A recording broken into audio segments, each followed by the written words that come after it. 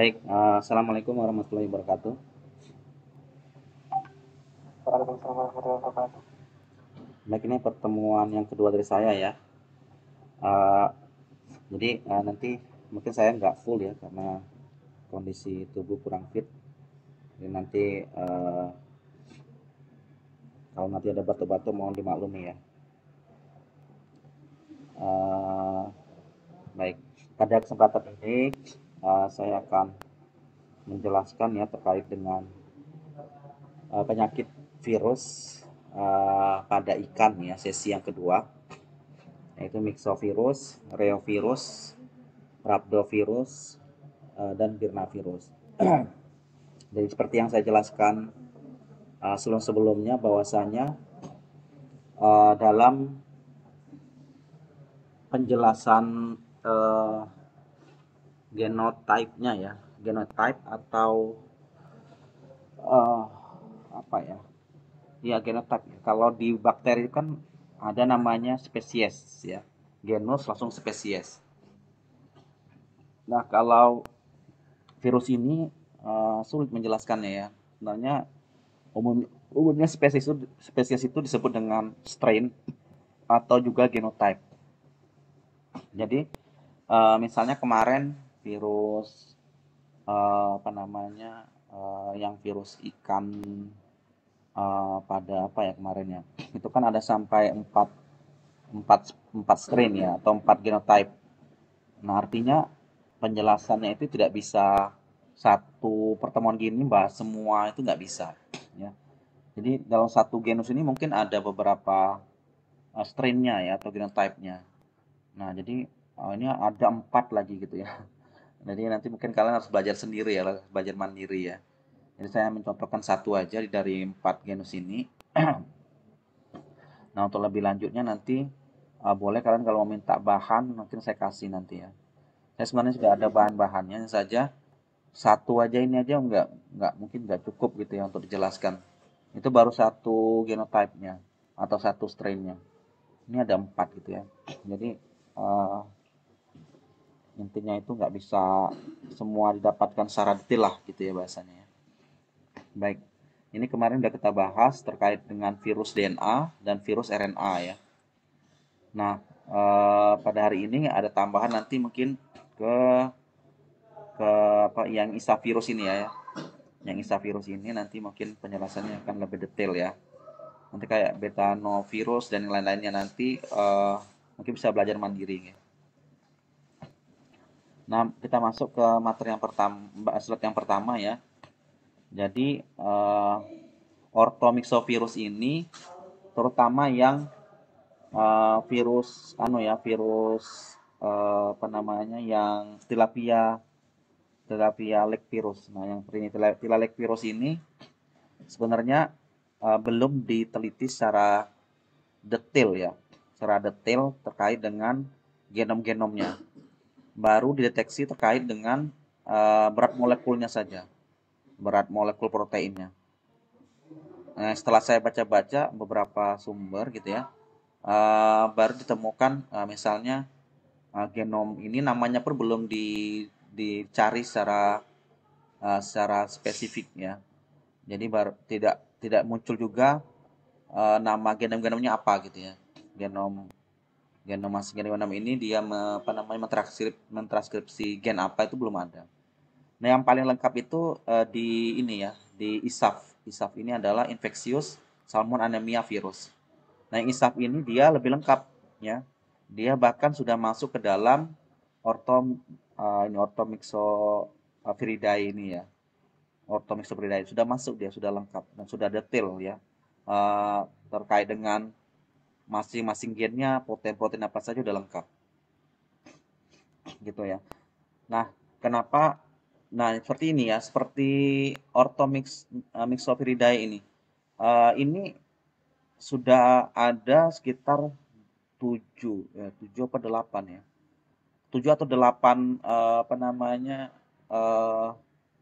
genus gitu ya. Nah, yang untuk genus di ikan itu cuma 2 ya.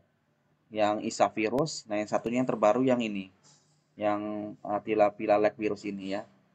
Nah ini jadi baru ada dua gitu yang diberikan nanti. Sehingga nanti ada overlapping terkait penjelasan apa namanya dari famili Orthomyxopiridae ini ya. Jadi eh, jadi dia hampir sama ya karena dia dalam satu famili gitu ya. Jadi mungkin nanti ada penjelasan tertentu terkait dengan influenza nanti ya. Karena ini sama-sama sama-sama dari famili sama dari influenza juga masuk dalam masuk dalam ini ya masuk dalam Orthomyxopiridae. Nah, kalau kita lebih detail, Orthomyxopiridae ini dia berasal dari kata orthos dan mixa ya. Orthos itu adalah benar gitu ya. Mixa ini adalah mukus atau lendir. Makanya kalau kena flu burung itu kan biasanya mengeluarkan lendir ya dari hidungnya. Gitu ya. Kemudian kata-kata perihal tersebut ya terkait dengan apa namanya pembedaan mixo ini kan ada mixo juga ya, ada yang para, ada yang orto gitu ya. Nah, inilah untuk membedakan tadi kalau yang orto itu ya, itu yang memiliki apa namanya perbedaan jelas terkait dengan para mixovirus ya. Sama-sama mixovirus tapi membedakan dari sini ada ortonya, sini ada paranya ini. Jadi yang kedua adalah famili ini dikenal ya, dikenal kebanyakan dari virus dari influenza yang dari masuknya Orthomyxopiridae ini ya, atau dari genusnya Orthomyxovirus. Ini kebanyakan memang dari virus influenza. Dari influenza sendiri sekitar lebih kalau nggak salah sekitar 4 atau 5 genus gitu ya. Jadi memang terkenal kalau kita membahas Orthomyxopiridae atau dari genus Orthomyxovirus, ya kita kenalnya sejauh ini ya dari flu burung gitu ya, dari virus influenza gitu ya. Nah, kemudian eh, untuk yang ikan tadi sudah saya jelaskan ya, untuk ikan tadi ada dua sejauh ini, ada yang isap dan ada yang TLV ya, yang menyerang pada ikan ya. Ini juga masuk dalam Orthomyxovirus. Hanya saja apa namanya yang lebih detail itu yang isap dibandingkan dengan yang TLV ya.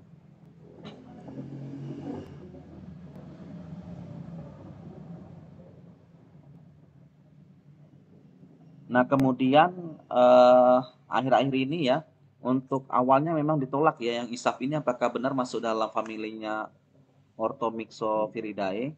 Nah, setelah diklarifikasi dan dikonfirmasi ternyata dia bisa dimasukkan ke dalam familinya Orthomyxopiridae. Dan dia mengklasterkan sendiri terkait genusnya, yaitu genus Isavirus.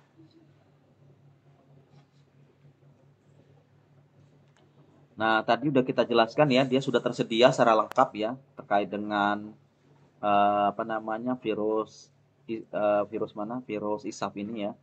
Ini sudah jelas ya terkait dengan genom-genomnya, terkait protein-proteinnya itu sudah jelas. Nah, kemudian untuk TLV sendiri, nah TLV ini dia baru-baru ini ya, ini 2014 ya. 2014. Nah, ada virus yang itu yang menyerang pada ikan tilapia.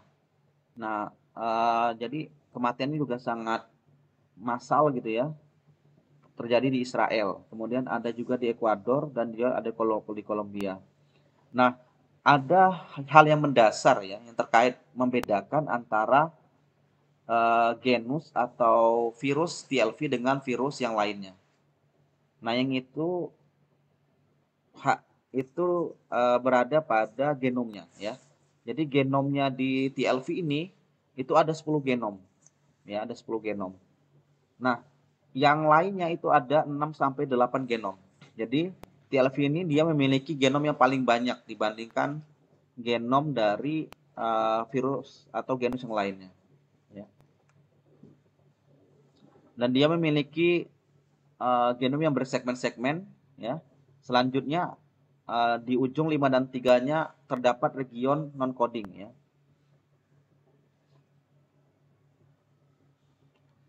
Kemudian karakteristiknya mirip dengan virus influenza. Nah, itu sehingga dia bisa dimasukkan di dalam genus baru terkait dengan Orthomyxophyridae. Ada yang tanyakan?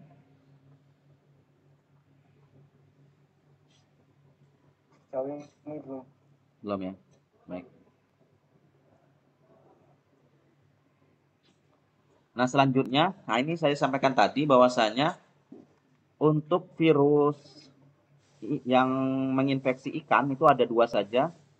Ini genus Issavirus dan kemudian ada genus yang tidak diketahui. Yang tidak diketahui ini karena ini masih baru gitu ya. Dia masuk dalam ini genus Unsight ya.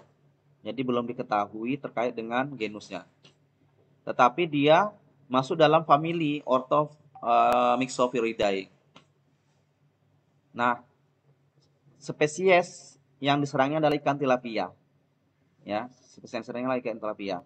Sehingga dia disebut dengan virus tilapia lake virus. Lake ini danau ya. Nah, kemudian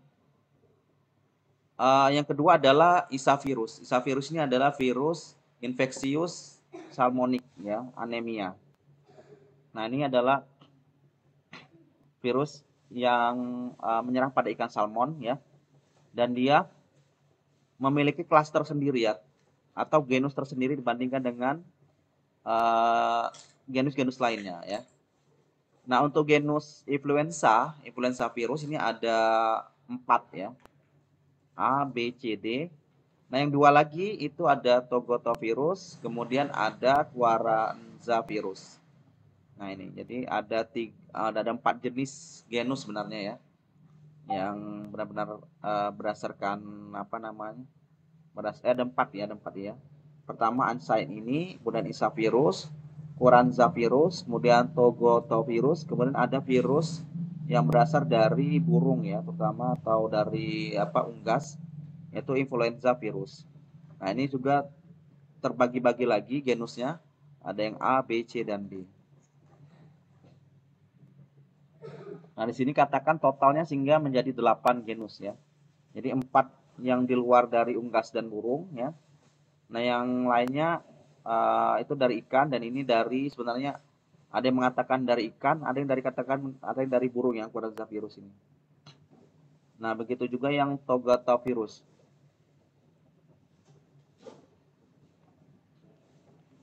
Nah, kemudian untuk karakteristik dari genomnya, jadi Orthomyxopvirus ini merupakan suatu partikel ya, atau disebut dengan partikel Orthomyxopvirus. Namun dia memiliki envelope ya, dan memiliki pleomorfik yang sangat tinggi ya. Karena bentuknya yang spherical, oval dan filamentosus atau berserabut. Dengan diameter 80 sampai 120 nanometer. Ya. Nah, dalam bentuk spiral ini dan panjang filamentus rambutnya ini ya kurang lebih sekitar 300 nanometer.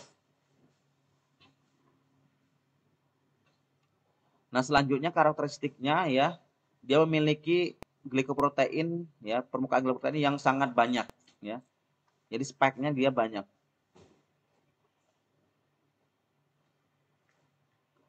Nah, selanjutnya terkait dengan yang antigenetiknya ya.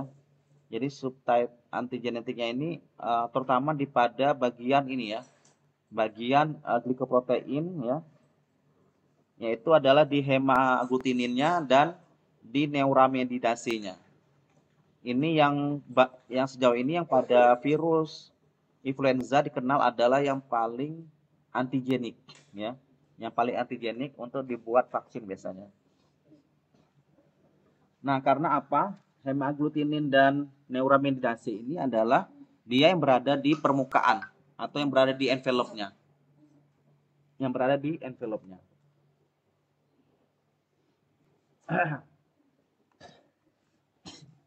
Nah, selanjutnya selain dari hemaglutinin dan neuramidase, nah ada juga envelope yang lainnya, itu M2, NB, BM2, dan CM2. Nah, untuk M2 dan BM2 ini dia membuat channel ion ya, jadi buat saluran ion pada virus envelope dan pada sel mamalia. Nah, untuk protein envelope-nya ini dia memiliki sebuah matriks ya yang disebut dengan M1 protein yang mana berperan penting dalam pembentukan morfologi virionnya ya. Nah, selanjutnya keberadaan envelope-nya ini, nah ini membuat virus atau partikel orthomyxovirus ini dia tidak labil atau tidak stabil. Biasanya yang memiliki kondisi-kondisi yang ekstrim ya, pada lingkungan yang ekstrim, yang mana misalnya vironnya ini sensitif pada panas, ya, kemudian pada pH ekstrim, pada keadaan kering, gitu ya, atau adanya cairan pada lipid tersebut ya.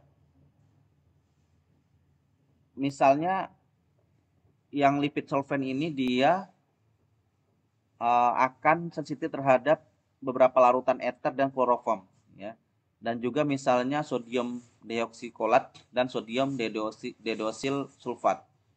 Nah, kalau ada seperti ini ya, yang ada keadaan lingkungan seperti ini, maka untuk replikasinya berkemungkinan tidak bisa terjadi gitu ya.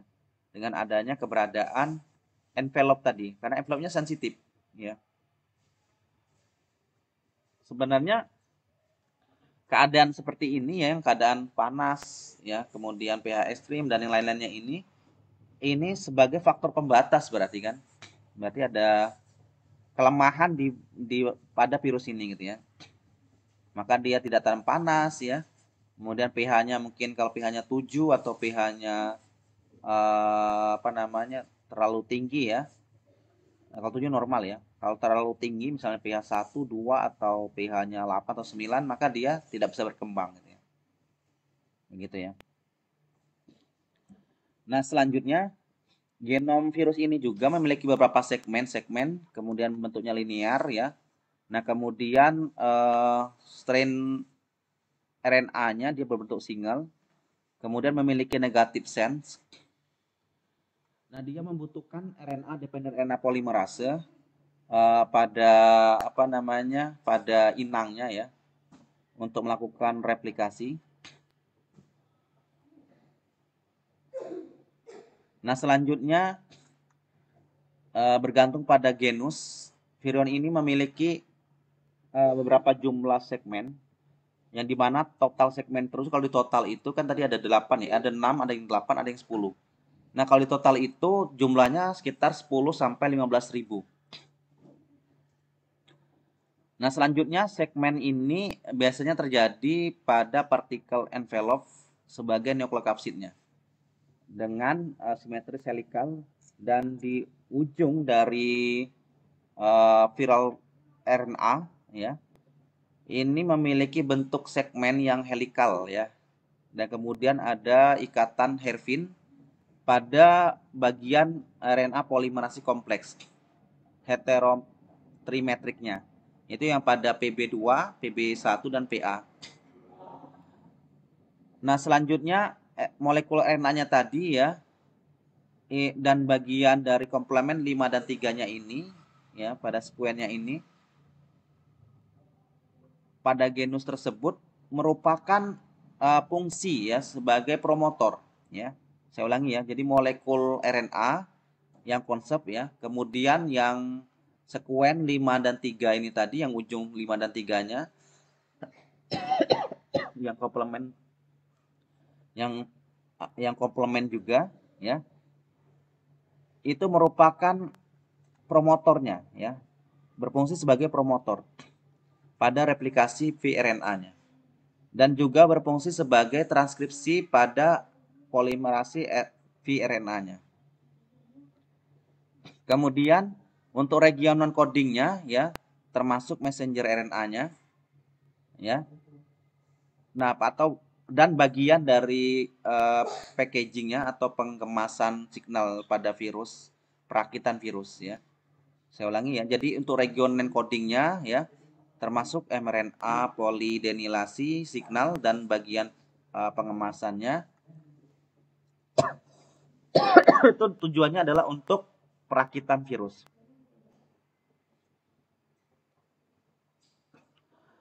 Nah, kemudian di famili Orthomyxoviridae ini ada 7 genus ya. Yaitu tadi udah kita jelaskan ya. Influenza A, B dan C dan D tadi ya. Ada Togotovirus, ada Issavirus, ada Corynavirus dan yang terbaru adalah dari Tilapia virus. Dengan memiliki 10 genom tadi yang kita sudah jelaskan ya. Nah, ini adalah yang saya sampaikan tadi jumlah genomnya ya. Ada yang 8 ya, influenza A itu jumlahnya 8. Nah, masing-masing protein envelope-nya ini ada HA, NA, ada M2 ion channel. Dia menyerang pada avian dan mamalia. Nah, kemudian yang diserangnya organnya adalah pada paru-parunya ya. Pada mamalianya. Dan ini ada paru-paru dan intestinal pada burung ya. Nama penyakit adalah respiratory disease pada mamalia. Kalau ini hemorrhagic system involuntary pada unggas ya. Influenza B ini ada 8 genom ya. Kemudian ini adalah protein envelope-nya. Ada HA, NA dan NB dan BM2 in channel ya. Dia menyerang pada manusia dan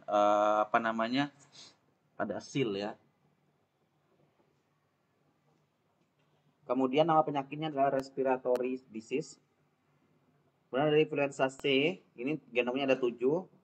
Nah, nama-nama dari protein envelope proteinnya ada apa ini ya? Ada Ada H interase fusion atau HEF ya. Ada CM2. Ini juga pada manusia, ada pada anjing dan sebagainya ya. Nah, namanya juga male respiratory disease. Nah, selanjutnya ada influenza D, ada Togotovirus, Corynavirus. Nah, untuk pada ikan ya. Pada ikan ini virusnya adalah infectious salmon anemia virus, nama virusnya. Kemudian kalau pada ikan tilapia disebut dengan tilapia lake virus. Nah, untuk jumlah genomnya atau jumlah segmennya itu ada 8. Nah, kalau pada tilapia virus ada 10. Nah, ini saya sampaikan tadi pada pada virus TLV ini dia belum diketahui secara detail ya terkait dengan protein envelope-nya. Tapi kalau pada infectious salmon anemia virus ya atau ISAC ini dia ada 2. Ada hemagglutinins enterase, esterase dan ada fusin. Nah, hostnya ini pada ikan salmon ya. Ada juga pada ikan brown trout ya. Terutama pada ikan-ikan yang ada di Amerika ya. Nah, kemudian kalau pada ini virus TLV ini pada ikan tilapia. Nah, yang diserang adalah organ pada endothelial cell ya, kemudian pada heartnya, liver dan kidney-nya, ginjal ya. Kemudian pada makrofag. Nah, kalau ini juga kalau pada TLV ini pada otak dan pada livernya. Nama penyakitnya selain dari infectious salmon anemia virus disebut juga dengan nama penyakitnya itu adalah hemorrhagic. Kemudian yang ini adalah ocular disease and hepatitis hemorrhagic. Nah, selanjutnya untuk genom-genomnya ya. Ini tadi ada 10 genom ya. Nama-namanya nama-nama genomnya. Untuk genom 1 disebut dengan PB2. PB2 ini adalah polimerase base 2 ya. Ini untuk berat molekulnya beda-beda, ada 87 ya. Ada 88. Kalau pada Issavirus ada 79, kalau TLV ada 57. Nah, yang kedua, untuk genom 2 ini dia mentranslasi protein PB1 untuk segmen 3 ya, segmen genom 3 ini PA ya. Ini berat molekulnya adalah 81, ini ada 71 ya. Kalau pada isavirus 66, paling 47.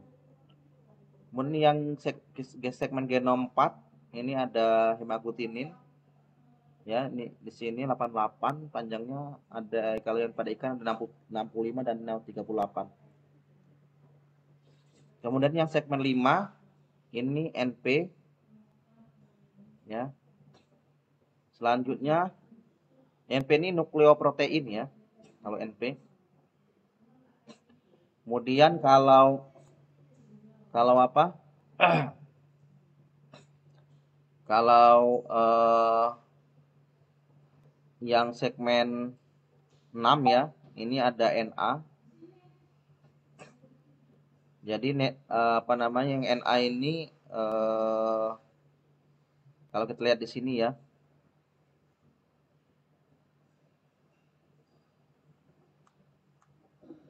yang Na panjangnya ada yang 18 kilodalton, ada yang 42. Nah, pada ikannya ada 38, ada yang 36.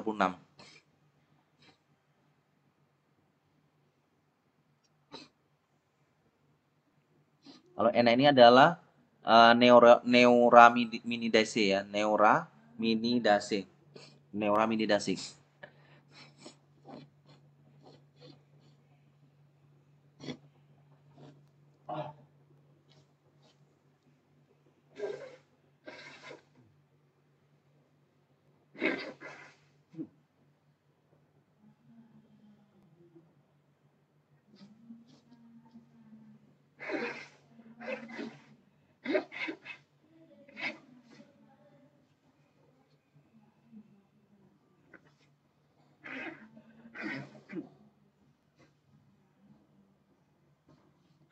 Oke, saya lanjut ya.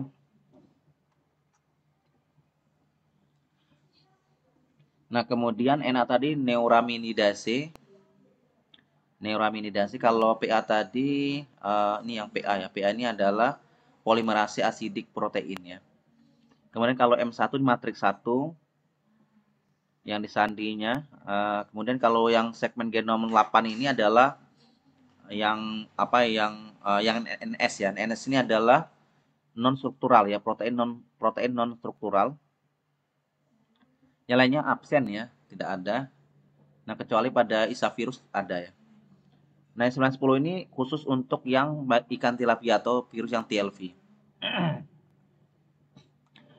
Nah, selanjutnya untuk genomnya ya. Jadi genomnya impact yang pada isap ini, yang pada ikan salmon ini adalah satu-satunya ya yang virus yang berhasil telah diuraikan, yang telah dijelaskan atau dideskripsikan secara detail ya. Nah, kalau yang untuk apa, yang untuk TLV itu belum lengkap ya. Yang sudah saya jelaskan tadi. Jadi kalau untuk yang TLV ini dia belum dijelaskan secara detail. Sama ini juga, ini belum dijelaskan ya. Nah, kalau untuk yang ISAP ini dia ada 8 genom ya. Segmen 1 dia mengkodekan tadi ya protein PB2 ya, pada polimerase RNA-nya.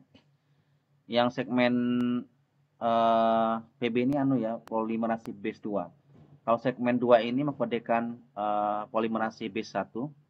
Segmen 3 ini nukleokapsid protein.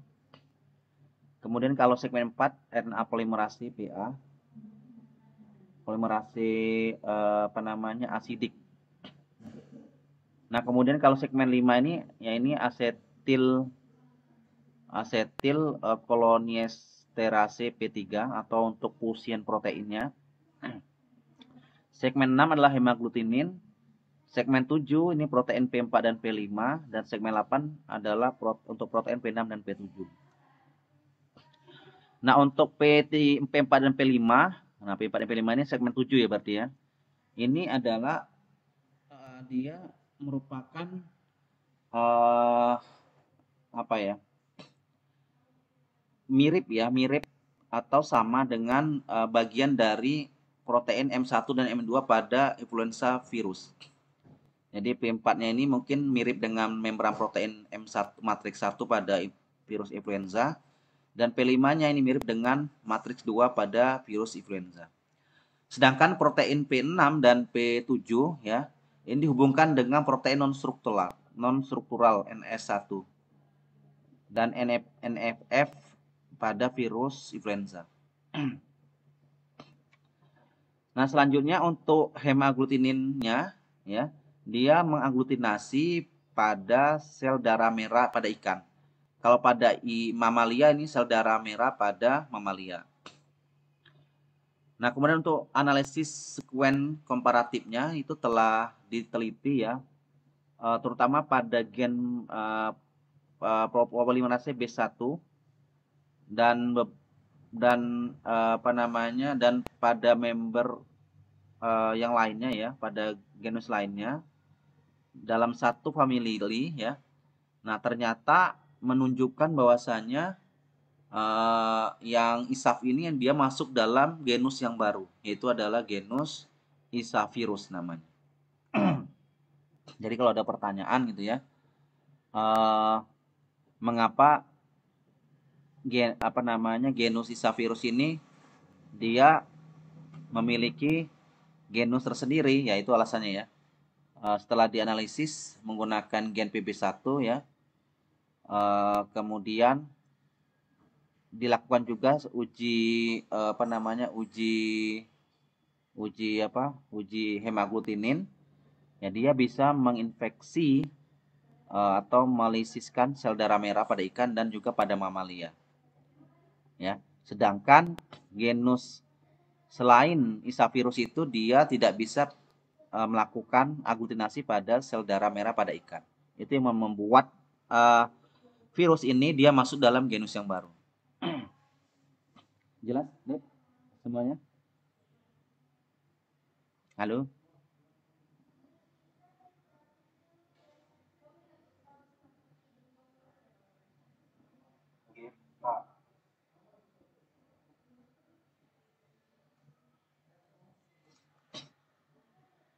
Nah, selanjutnya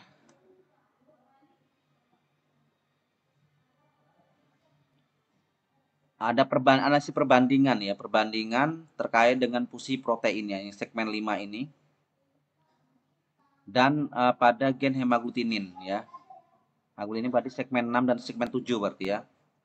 Mengindikasikan bahwasanya isolat atau strain ISAF ini dibagi menjadi 2 bagian ya.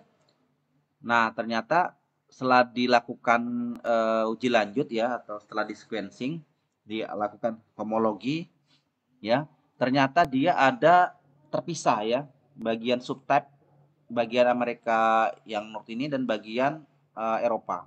Dia terpisah menjadi 2. Mungkin dari ini ya, mungkin dari gen maupun proteinnya terjadi perbedaan yang signifikan ya, sehingga dia terpisah menjadi 2 ya. Nah, kemudian ISAF ini menyebabkan penyakit yang sangat letal ya, bahkan sangat tinggi di sini ya. Dan dia mempengaruhi pada budidaya ikan salmon atlantik ya. Karena dari gejala klinisnya dia banyak kehabisan darah ya di sini, sehingga terjadi anemia, leukopenia dan astik fluid ya. Kemudian terjadi hemoragik ya, atau terjadi nekrosis pada livernya. Kemudian ada juga di sini disebut petesia dan piskerae. Nah, kemudian virus juga menyebabkan atau menginfeksi juga pada sea trout ya, rainbow trout dan Atlantic herring.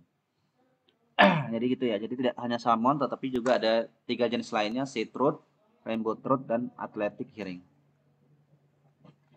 Nah, ini gambaran ISAF-nya tadi ya. Nah, tadi udah kita jelaskan ya. Jadi ada 8 genom, ini 1 2 3 4 5 6 7 8. 8 genom. Dia tersegmentasi gitu ya.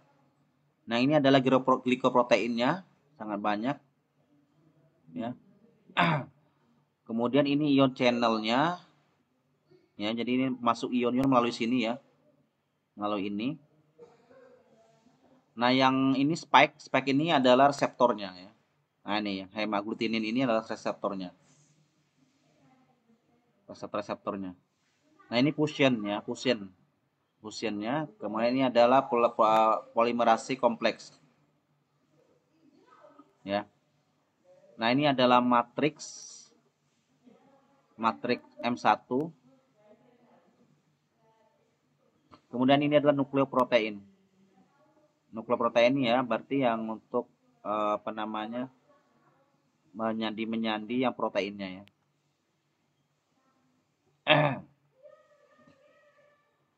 Ini adalah genom dari Ishak tadi ya. Nah, untuk genom 1 ya atau genom segmen 1 ini berat molekulnya sekitar 2,3 sampai 2,4. Nah, dia panjang pada ujung 5-nya ini ada 8 nukleotida. Kemudian panjang ujung pada ujung 3-nya ini ada 89 sampai 91. Nah, kemudian dia menyandi protein PB2. Nah, panjang aminonya sekitar 722 asam amino. Nah, beratnya sekitar 79,5 kilodalton untuk berat molekulnya. Kalau ini berat molekul pada ini ya, pada pada DNA-nya ya. Jadi panjangnya 2,3 sampai 2,4 kilobase per ya. Artinya panjang nukleotidanya ya. Nah, fungsi proteinnya adalah untuk pembentukan polimerase subunit ya, dan juga untuk pengenalan mRNA cap-nya. Kemudian untuk segmen genom 2 ini ukuran molekulernya ya, itu 2,3 sampai 2,4. Nah, ini untuk ujung 5-nya 24 dan ujung 3-nya ada 98 nukleotida. Nah, kemudian nama proteinnya adalah PB1. Nah, jumlah asam aminonya ada 709. Nah, kemudian berat molekul atau molekul proteinnya ada sekitar 80,5 kilodalton. Ini adalah fungsi dari genom 2 ya. Pembentukan subunit polimerase, kemudian RNA polimorasi, kemudian aktivitas endonukleasi. Nah, yang lainnya silahkan dibaca sendiri. Ini adalah fungsi dari masing-masing proteinnya.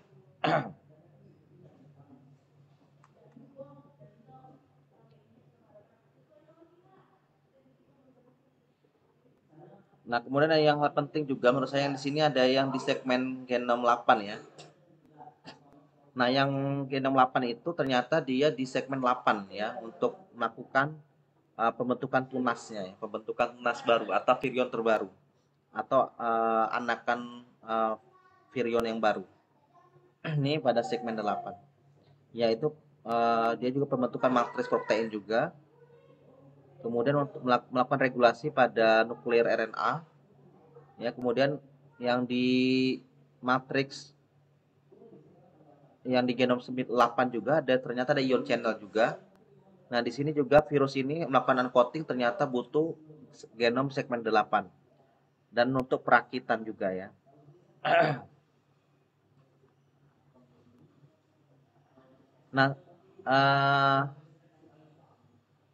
Nah, di sini juga untuk pelekatannya. Nah, pelekatannya di sini ada di genom 7 ya. Genom 7. Genom 6 ya, genom 6. Ini glikoproteinnya, genom 6 dan genom 5 ya. 5 dan 6 ini sangat penting sekali karena ini merupakan pelekatan awal pada virus untuk melekat pada sel pada inangnya ya. Nah, untuk yang genom 5 ini untuk melakukan aktivitas fusi. Kemudian yang kalau genom 6 ini untuk pembentukan antigen mayor, kemudian reseptor. Jadi penempelan reseptor dan aktivitas enterase. Jadi juga berfungsi sebagai untuk pelepasan virus. Jadi di poin-poinnya yang krusial itu adalah di genom 5 dan 6 dan genom 8 ya. Untuk perakitan atau pembentukan tunas virus barunya. Ada yang tanyakan? Nggak ada? Mungkin masih belum. Belum. Selanjutnya terkait dengan replikasi virus ya. Jadi virus ini kan tadi kita sudah kita ketahui ya bahwasanya untuk virus ISAF ya dan virus TLV ini kan banyak genom ya. Kalau banyak genom ini kan maka untuk pembentukan protein ya, pembentukan asam nukleotidanya ya. Ini kan perlu strategi ya, perlu cara. Nah, caranya dia melakukan splicing ya, pemotongan-pemotongan ya. Dengan cara splicing. Jadi untuk mengekspresikan proteinnya, protein virus terus dia melakukan splicing ya, pemotongan-pemotongan protein-proteinnya tadi. Nah kalau enggak dia terhubung-hubung gitu ya, terhubung jadi satu gitu. Nah kalau terhubung jadi satu ya nggak bisa, nggak bisa dilakukan pemotongan-pemotongan ya. Nah karena kalau di DNA-nya gen-gen yang nggak dipotong, namanya tadi kan, nih saya ulangi tadi ya. Nah ini ya, ini kan kalau dia digabung gini, digabung menjadi satu, maka dia tidak bisa membentuk ini tadi pembentukan spike, pembentukan hemaglutinin, fusion, ionik, nukleokapsid. Ini tidak bisa terjadi kalau nggak dipotong-potong ya. Nah, ini kan dipotong sampai 8 ya. Nah, seperti itu ya. Maka dia menggunakan namanya strategi splicing namanya ya. Untuk pemotongan gen-gennya tadi atau protein-protein tadi ya pada coding genomnya tadi. Nah, jumlah dari genom tadi setelah dipotong-potong itu dia mengkodekan minimal ada 12 protein. Nah, ini. Ya, ada 12 protein.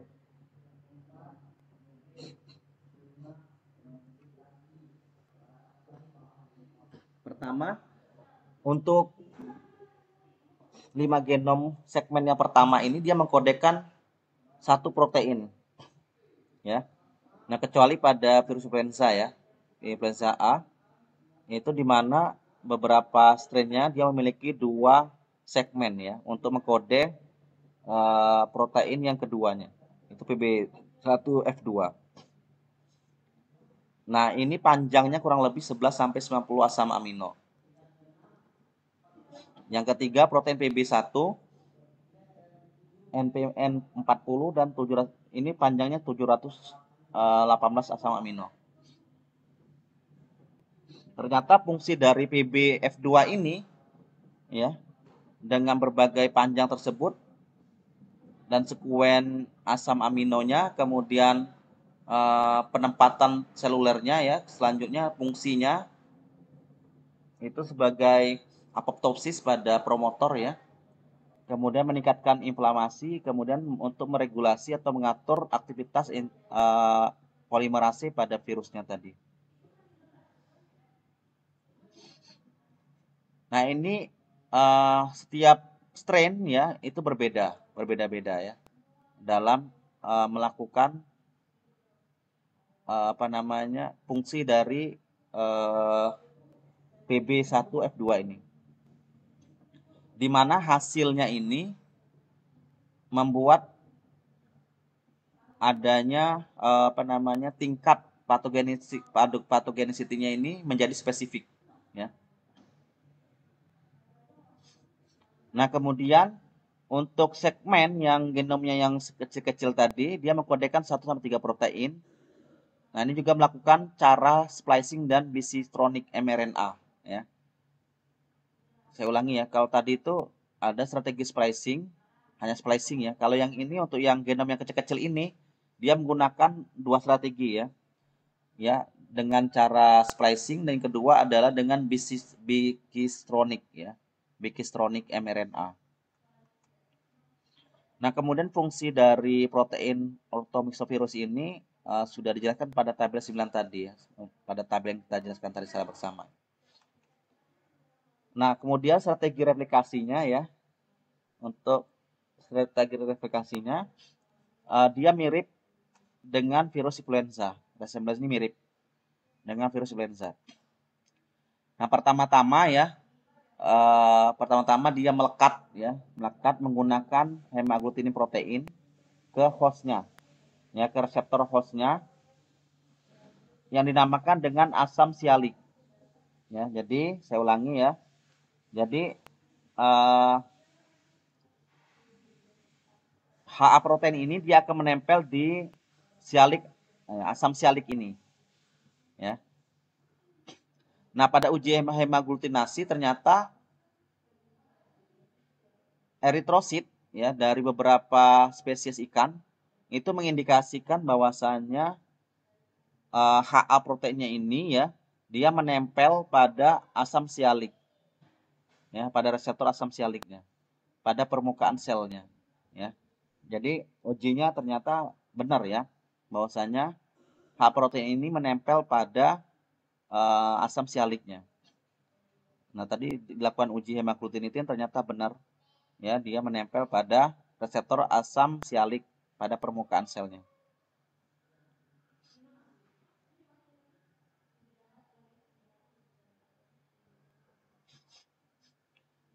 Kemudian untuk berbagai sialoglicoproteinnya itu diketahui secara unik, ya, bahwasanya dilaporkan terjadi pada spesies salmonik, ya. Jadi untuk beberapa protein sialoglicoprotein ini, ya, ini terjadi hanya pada ikan salmonik, ya, spesies ikan salmonik. Nah, kemudian untuk aglutinasi pada eritrosit kuda, nah ini dia memiliki yang berbeda, ya, yang berbeda dengan ikan salmonik tadi, ya. Kalau di sini dia menggunakan reseptor dari N-glycol neuraminic acid, ya. Ya, ini pada reseptor selulernya tadi. Nah, kemudian dilakukan uji juga menggunakan 4,0 asetil glasik asam sialik, ya. Nah, ini ternyata dia dapat menghancurkan enzim, ya, enzim dari asialat 4 osterase dan dijadikan sebagai reseptor, ya, untuk menentukan penempelan virus.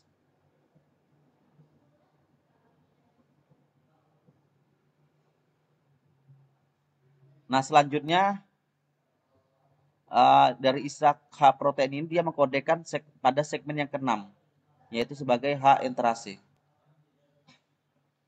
Selanjutnya 4,0 asam sialik asetilit ini adalah akhir-akhir ini menunjukkan pilihan, ya, reseptor yang tepat untuk uji in vivo. Nah, kemudian untuk proses masuknya ke dalam inangnya ini menggunakan sistem endosom, ya, endosom. Kemudian dia membutuhkan pH yang rendah, gitu, ya, karena dia memiliki envelope yang sensitif yang tadi sudah kita bahas, ya.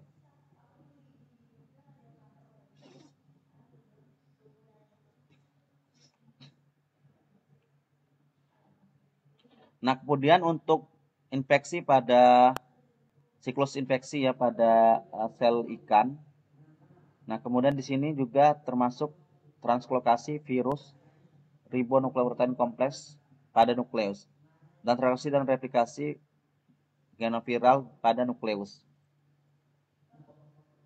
Translasinya translasi dari transip virus itu terjadi di sitoplasma dan transport protein itu di nukleus.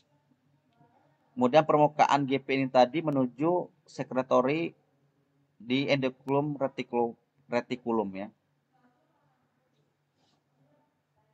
Saya ulangi, ya. Jadi untuk translokasi ribonukleoprotein kompleksnya itu, ya, di nukleus. Untuk transkripsi dan replikasi itu di nukleus. Untuk translokasi pada transkripnya itu di sitoplasma. Kemudian untuk transport protein-proteinnya itu di nukleus. Dan untuk permukaan dari JP ini itu dia menuju pathway secretory di reticulum endoplasma. Itu ada di Golgi apparatus ya, dan menuju badan Golgi gitu ya, dan mengarah terakhir di membran plasma gitu ya. Kemudian pembentukan ribonukleot kompleks ya, kompleks ribonukleat di nukleus, dan transportasi pembentukan tunasnya itu ya di membran plasma pada permukaan glikoproteinnya.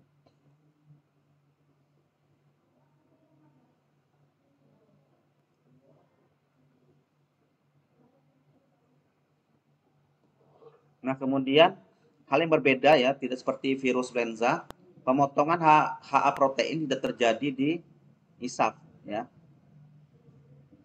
Kalau di virus influenza A gitu, pada enzim amatinase spesifik ya, itu dia menghambat M2, ion M2 channelnya. Ya. Kemudian kompleks ribonukleoproteinnya tidak dilepas ya, tidak dilepas ke dalam sitoplasma. Karena amatadinnya tadi tidak mempengaruhi pada replikasi ISAP-nya. Nah, seperti ini gambarannya ya. Pertama, HA tadi melekat pada sialic acid yang ada pada selnya. Ini sel ya, selnya ikan misalnya.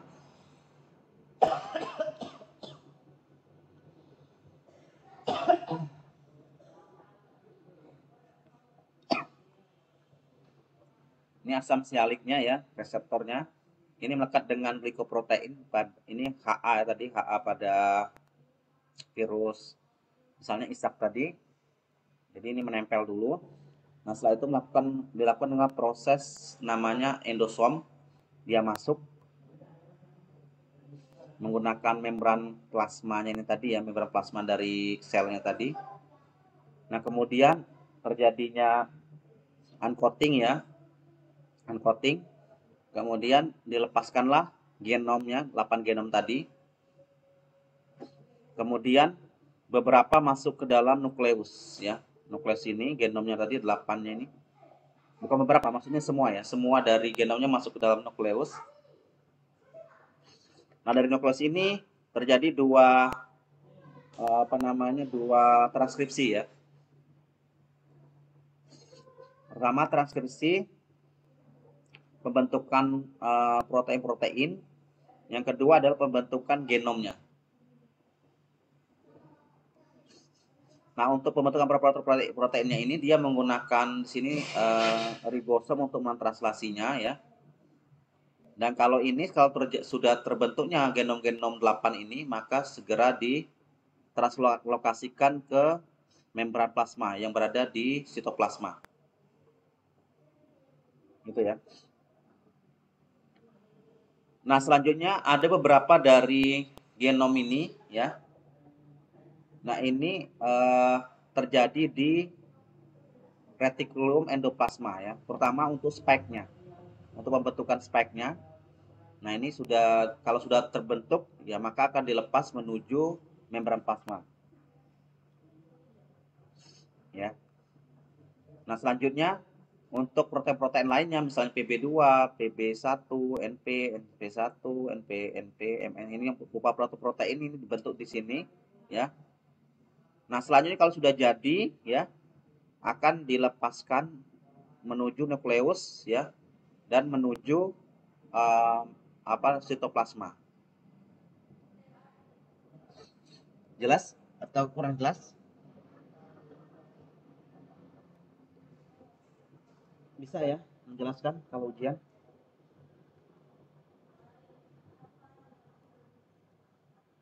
Halo?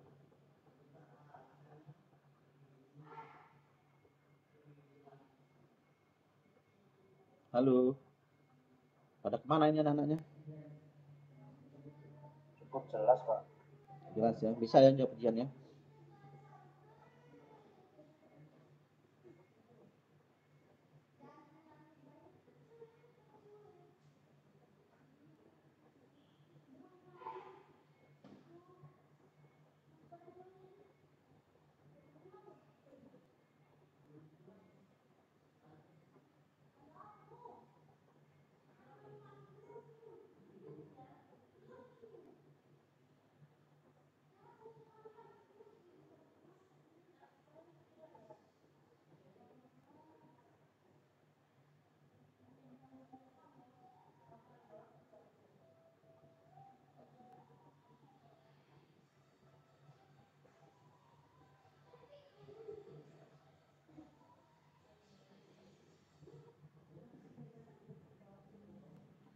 lanjut ya.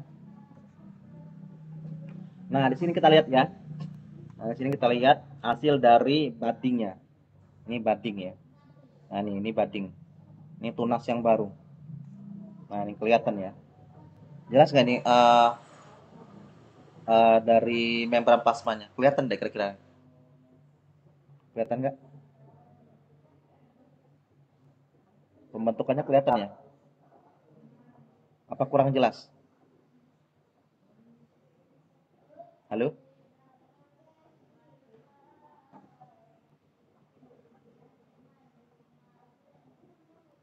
Lihat, Pak. Lihat ya. Nah, ini ya. Kalau ini sudah jadi virion kali ini ya. Nah, sini dia sudah menggunakan membran plasma yang dari inangnya ya. Jadi ini selnya gitu ya. Ini selnya. Nah, ini adalah sitoplasma ini. Sitoplasma. Nah, ini.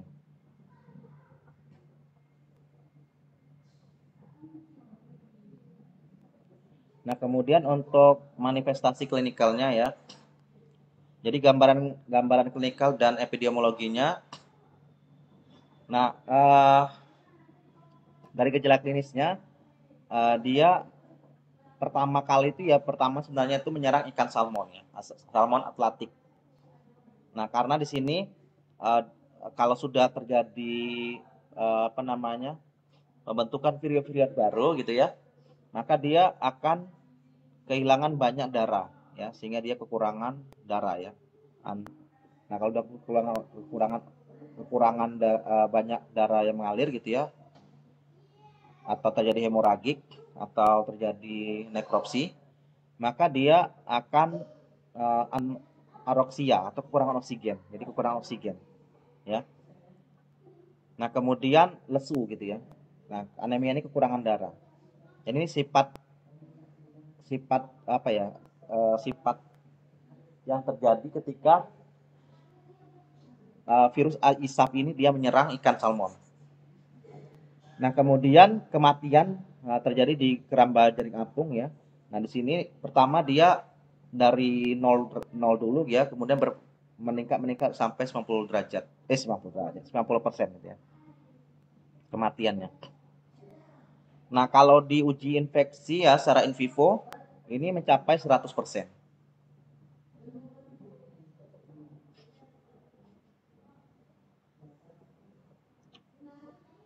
Nah, kalau dilihat dari organ-organnya ya.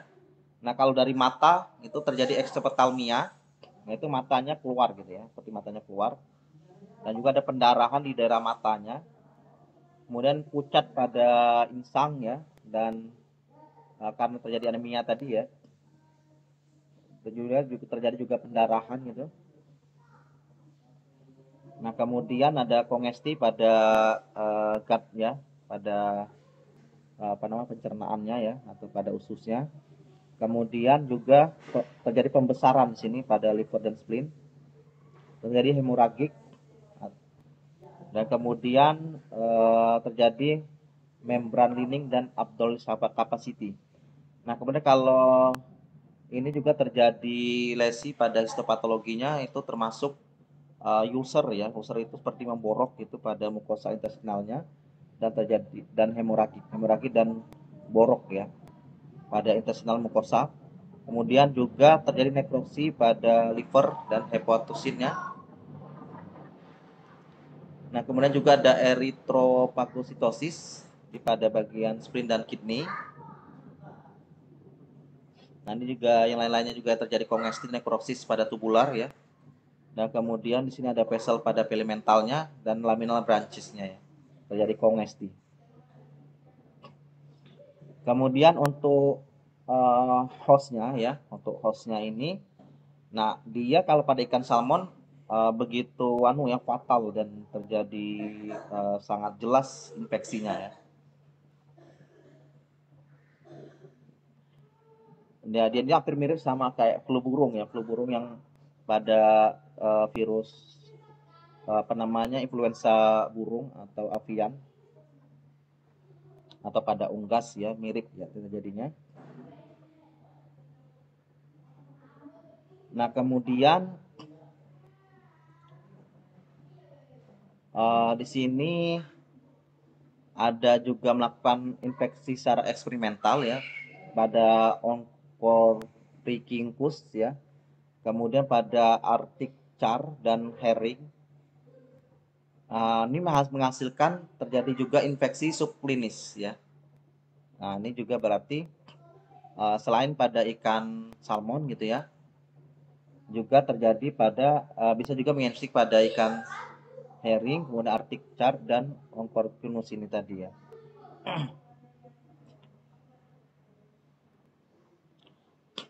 Kemudian juga di sini juga dilakukan juga uji coba pada ikan Pacific salmon, pada ikan Bumini, kemudian pada steelhead, kemudian pada Chinook ya, dan Coho. Nah, setelah dia lakukan ini tidak terjadi infeksi ya pada ikan ketiga ke ikan-ikan tadi.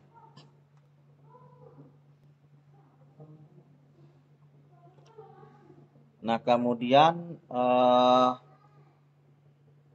deteksinya bisa menggunakan real time PCR.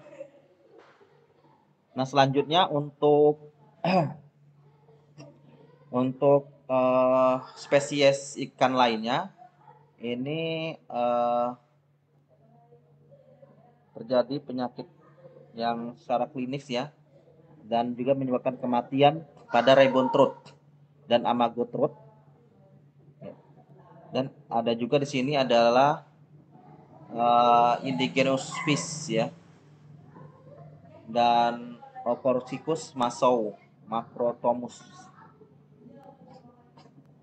Nah, kematiannya bisa mencapai 10 sampai 50%. Ya, jadi yang jelas yang bisa menyebabkan sampai 100% itu khususnya pada Atlantic salmon ini ya.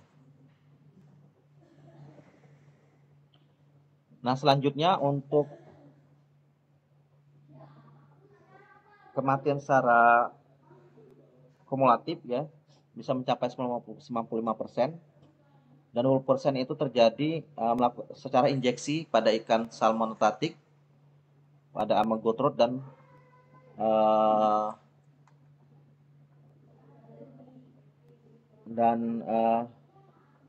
di sini tidak terjadi eviden ya kalau transmisi secara horizontal.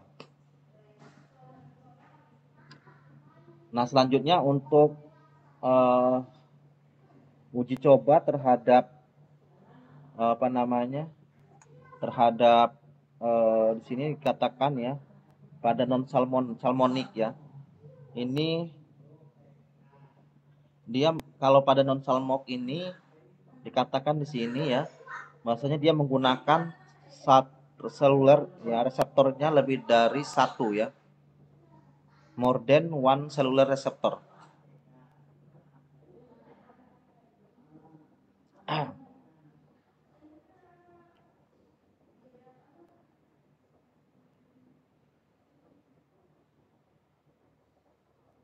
Nah, kemudian untuk isap ini tidak bisa menginfeksi pada manusia dan pada mamalia ya.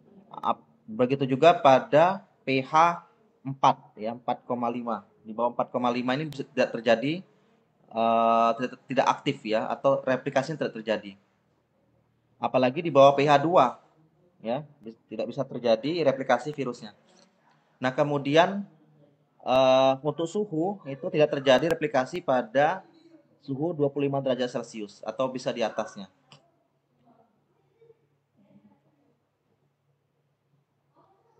Nah, kemudian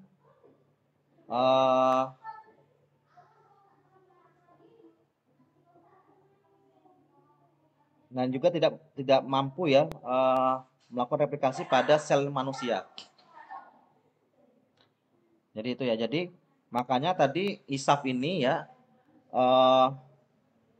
dia hanya menginfeksi pada ikan salmon ya, pada ikan salmon, dan juga beberapa ikan tadi ya, ikan termasuk pada ikan rambut throat ya, amago throat, dan beberapa ikan tadi. Nah, ini seperti ikan ini ya, ikan mana tadi ya? Nah, ini pada ikan Ocorhynchus ya, kemudian pada Arctic char dan herring, ya. Nah, tetapi kalau pada non salmon, ya, terutama pada manusia dan pada mamalia, ini tidak bisa terjadi, apalagi dia tidak bisa aktif di pH di bawah 4,5, ya, tidak bisa terjadi. Dan kemudian di bawah suhu 2,5 atau di atasnya juga tidak terjadi replikasi. Nah, ini gambarannya kalau secara gajah klinis, ya, terjadi lesi, ya, di sini juga terjadi hemoragik dan beberapa pembengkakan di organ-organ yang di bagian dalam ikan tadi, ya. Kemudian untuk transmisinya ini terjadi biasanya pada freshwater dan seawater, ya. Kemudian kalau secara horizontal, transmisi secara horizontal ini bisa terjadi pada ikan yang sehat, ya, bisa terjadi. Kemudian melalui kontak secara material biologi juga bisa terjadi. Nah, kemudian termasuk juga terjadi pada pada budaya aquacultur, ya, yang dihubungkan dengan praktek farming, ya. Ini juga di sini dikatakan pada pakan, ya. Kemudian pada pada ikan yang dibawa dari boat di sini, ya, juga bisa terjadi transmisinya. Kemudian pada air, ya, pada karyawannya, perlengkapannya, atau dari ikan yang terinfeksi. Nah, ini bisa terjadinya transmisi secara horizontal. Untuk diagnostiknya secara laboratorium, ya, ini bisa menggunakan berbagai macam cara, ya. Di sini juga bisa dikatakan menggunakan ELISA, ya, menggunakan real time PCR, gitu, ya. Nah, kemudian ada virus yang kedua, ada rhabdovirus, nanti bisa dipelajari sendiri, ya. Nanti kalau mau minta bahannya saya kasih, ya. Ini ada rhabdovirus juga, ini ada ada virus, ya. Kemudian nah itu, ya. Oke, demikian. Ada yang tanyakan? Ada?